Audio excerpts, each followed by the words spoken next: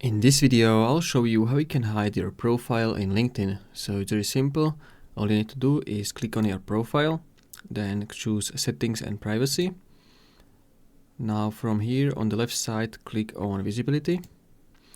And from here, there is a couple of options you can set. So first is this profile viewing options. So click on it.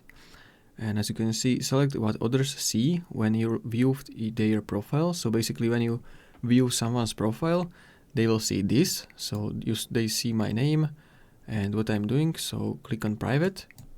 And as you can see now, they will see anonymous LinkedIn member. So this is the first thing that you can do to hide your profile. So then go back.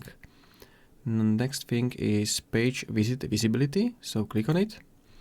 And from here, allow organizations to see when you visit their LinkedIn page. So you can turn this off and no one will see you. So now go back, and the third option is edit your public profile. So click on it, and from here you can turn off this button, and now you are going to have private profile.